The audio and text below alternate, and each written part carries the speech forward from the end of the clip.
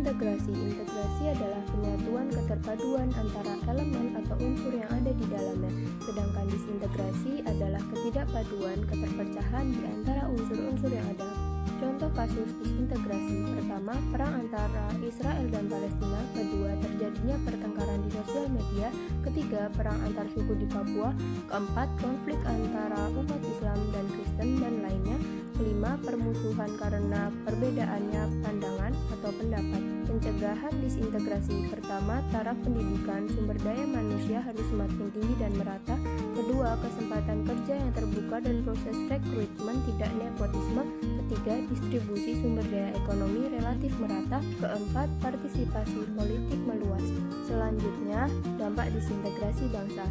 Pertama, rusaknya integrasi sosial; kedua, timbulnya konflik sosial; ketiga, tidak tercapainya pembangunan nasional; keempat, terkendalanya interaksi sosial; kelima, terganggunya hubungan sosial.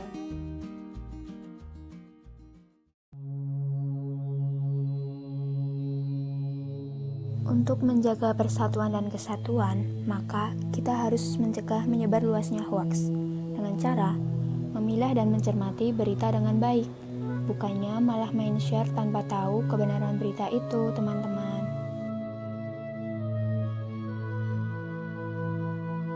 Banyaknya hoaks yang beredar dengan cepat di masyarakat sangat membahayakan keutuhan bangsa. Oleh karena itu, kita sebagai generasi muda harus pandai-pandai mengkaji informasi lebih dalam lagi agar kita tidak mudah terjebak oleh hoaks. Salah satu cara agar kita terhindar dari berita hoaks adalah tidak langsung percaya akan adanya suatu berita yang kita dapat dari media sosial. Kita dapat mencari tahu kebenarannya terlebih dahulu melalui website-website resmi atau sumber-sumber yang lebih terpercaya lagi. Cara mengatasi tawuran adalah dengan menambah jam pelajaran keagamaan baik di sekolah maupun di tempat kuliah, menambah kegiatan keagamaan di sekolah ataupun di tempat kuliah, mengisi waktu luang dengan kegiatan yang bermanfaat.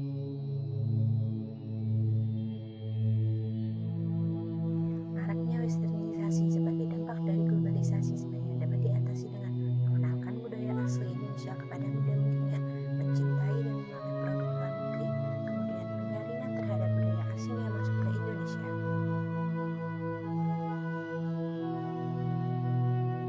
Menurut saya, cara untuk mengatasi westernisasi yaitu dengan memberikan pemahaman nasionalisme kepada para generasi milenial dan memberikan pembekalan keimanan agar tidak terpengaruh oleh budaya barat.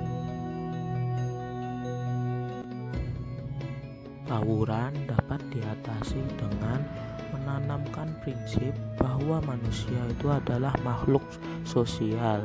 Jadi, kita itu harus saling tolong-menolong, bukannya saling berkelahi.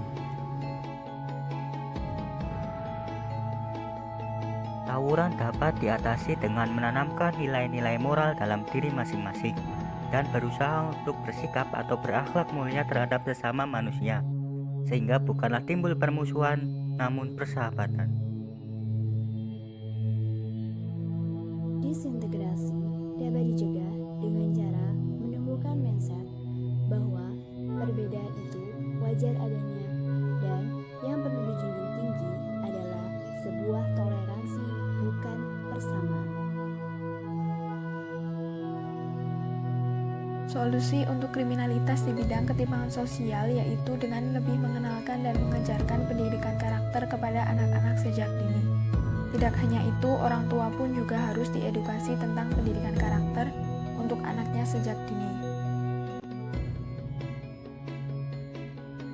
Pemerintah perlu membuka sekolah gratis ke seluruh pelosok negeri, membuka lapangan pekerjaan untuk tenaga kerja orang Indonesia bukan asing, hingga pemerataan perekonomian masyarakat. Selain itu, diperlukan adanya penyuluhan terhadap masyarakat dan rutin melakukan siskamling. Untuk mengurangi tindak kriminal yang terjadi akhir-akhir ini, pemerintah tak henti-hentinya memberikan bantuan kepada masyarakat yang terdampak pandemi. Kita sebagai makhluk sosial juga harus saling membantu kepada sesama. Ingat, berbagi adalah jalan yang terbaik. Kurangnya toleransi adalah salah satu pemicu konflik antar umat beragama.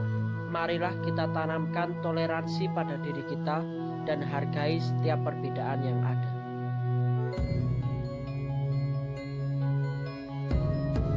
Waspadai terorisme dengan selalu tanamkan rasa cinta tanah air, perkaya wawasan keagamaan, tanamkan keharmonisan dalam keluarga, dan jadikan keluarga tempat konsultasi yang dipercaya. Dan jangan lupa laporkan hal-hal yang mencurigakan kepada aparat negara. Terorisme dapat diatasi mulai dari diri kita sendiri dengan meningkatkan keimanan dan ketakwaan kepada Tuhan Yang Maha Esa, juga dengan memperkuat sistem pertahanan dan keamanan negara untuk mengatasi dan membasmi segala aksi teror yang terjadi. Konflik dan pertengkaran di media sosial sebenarnya bisa dihindari dengan tidak mengumbarnya dan menekankan literasi ke pengguna media sosial agar mengambil setiap hal baik di dalamnya. Sebagai generasi penerus, kita harus mampu menciptakan hal positif di dunia maya. Konflik dan pertikaian di media sosial dapat dihindari dengan menanamkan etika serta menjaga ucapan dan mempertimbangkan sebelum menulis sesuatu di media sosial. Hal tersebut bertujuan agar tidak menyinggung orang lain dan menghindari kesalahpahaman. Solusi dari konflik pada media sosial adalah bagaimana masyarakat itu bisa menanggapi berita-berita yang ada di media sosial itu dengan baik dan benar, dan bisa menyaringnya, tidak langsung terpancing atau terpicu oleh berita-berita yang ada di media sosial tersebut. Konflik permusuhan antar sesama karena perbedaan dan pemikiran dapat dihindari dengan sikap saling menerima pendapat orang lain dan menghargai apabila ada perbedaan pendapat. Dengan begitu, musyawarah akan terjadi tanpa adanya konflik. Memang tidak semua peraturan perundang-undangan memuaskan semua pihak, namun setidaknya dengan sosialisasi draft RUU kepada publik, meminimalkan tingkat konflik sosial. Kalau perlu masih berupa naskah akademik sudah menjadi wacana publik. Dalam permasalahan tersebut dapat kita atasi dengan cara mencari titik tengah dari berbagai perbedaan pendapat tersebut. Dan di era modern ini, sebagai bangsa Indonesia, kita harus pintar dalam mengatasi suatu perbedaan pendapat agar tidak terjadi permusuhan. Cara mengatasinya, pemerintah khususnya pemerintah daerah untuk terus mengupgrade data penerima bansos yang ada sehingga data yang digunakan adalah data yang valid. Kesenjangan ekonomi dan tidak meratanya bantuan sosial pemerintah merupakan masalah ekonomi yang masih terjadi di Indonesia hingga saat ini. Dan kita dapat mengatasi hal tersebut dengan cara membuka lapangan pekerjaan, meningkatkan mutu pendidikan, dan lain sebagainya. Cara mengatasinya dengan pemerataan distribusi pendapatan masyarakat, membuka lapangan pekerjaan untuk masyarakat yang ekonominya rendah, dan pemerintah daerah meninjau masyarakat yang harusnya menerima bansos dari pemerintahan pusat untuk mengurangi tidak merataan pemberian bansos. Mempelajari pentingnya toleransi dalam masyarakat yang bisa diambil dari nilai-nilai Pancasila, khususnya sila kedua, yang berarti kita harus memiliki rasa kemanusiaan serta adil terhadap semua golongan, tidak membedakan berdasarkan ciri fisik mereka.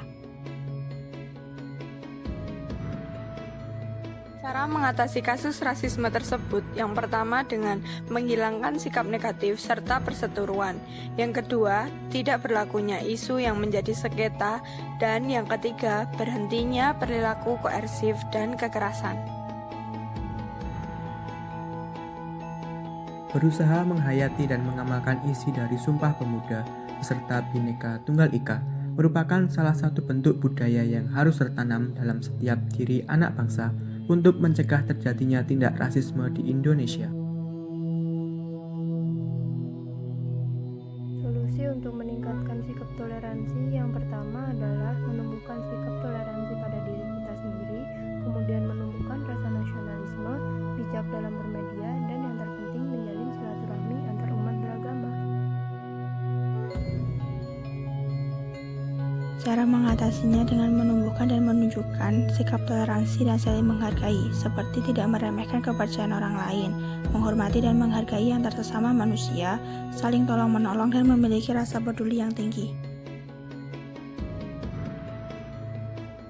Kurangnya sikap toleransi dan saling menghargai sering menimbulkan perselisihan di antara masyarakat.